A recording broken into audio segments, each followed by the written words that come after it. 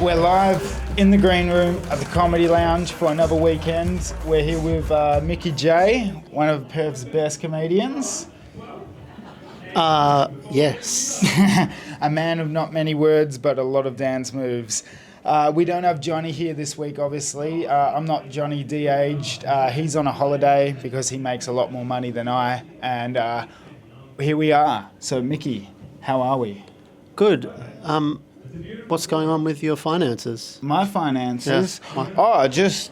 I'm in the toilet, mate. I'm a screaming mess for 32 years old. I'm crying out every night just for help from the Lords. I bought a watch on auction for $79 just so I can fit in around this place. I spent less on it than you're probably going to spend on your meal tonight. Forget my finances. How's your career going? Let's talk about that. It's a great progression. I've loved watching you over the last 5 years. Yep. How did you get into this? Stand-up comedy. I was a street performer to start with. And I used to do little street shows in the Murray Street Mall.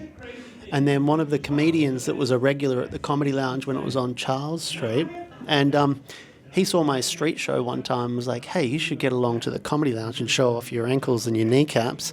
And so I went along to the Comedy Lounge with my friend Luke, nicknamed Sly.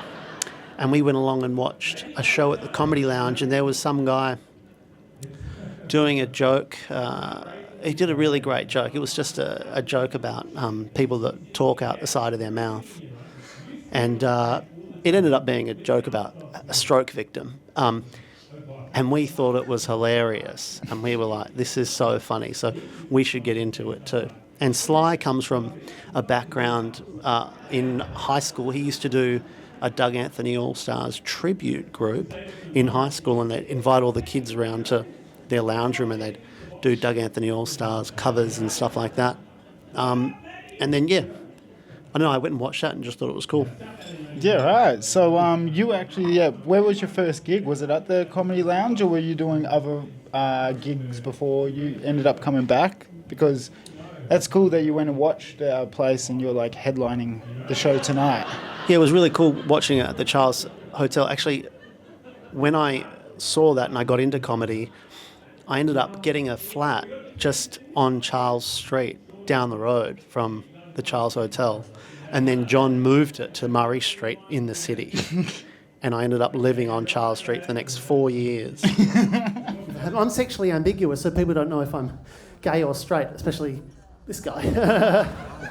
I am straight, though. I'm heterosexual. I'm just more heterosexual. Woo! It was cool to go along and check out just something happening in the local comedy scene. I don't know. I didn't really... I loved watching Richard Pryor, and me and my brother, our favourite comedian was Bill Cosby. Oh, really? Yeah, we were little kids. We were little boys just sitting in our bedroom listening to Bill Cosby on cassette. I'm a big fan of his book, the fatherhood one. Yeah, I don't have kids, but it's a good book. You say your TH is funny, so it sounded like you were going to say fava beans then. Yeah, we would just sit on the carpet in our bedroom listening to Bill Cosby cassettes. And we made our own little fart tapes too, so we'd record each fart that we do, and they'd be back to back, and we'd just sit there listening to... And eventually we had like 50 farts in a row, and then we'd sit back and listen to our own comedy, which was just us farting. How would you differentiate the difference between Bill Cosby and farts? I mean that as well, but I just meant you'd have like a lot of fart tapes at that point, or all on one tape? No, just all on one tape, back to front. Like you can do the A side and the B side with cassette tapes. I think I do comedy because I'm the youngest of four in my family. I'm the youngest, and I have, and I think it's because my older brother would lie to me a lot about reality. I won't make a big deal out of it or anything like that, but it was Christmas morning. So what's the biggest difference you find between street performing and stage performing? Stage performing is less pressure, more pressure. Street performing is scarier. Because stage performing, people are paid money to watch you, so you better do something good. But in the street, anyone can just glass you at any point. I actually had a guy come through with a big pint glass one time in the street, and I'd drawn a love heart on the floor with my water bottle, And he got the pint glass and he pushed it into the ground until it shattered. And it was just all smashed glass in the middle of this big love heart. And then he just walked off. He was in like this big dark trench coat. And it ended up being quite artistic because it was like a broken heart. In the way in the shape of a heart. Yeah. Also in the street one that time. That happened in Fremantle, surely. No, That's it too happened- artistic for the city. No, it happened in the Murray Street Mall.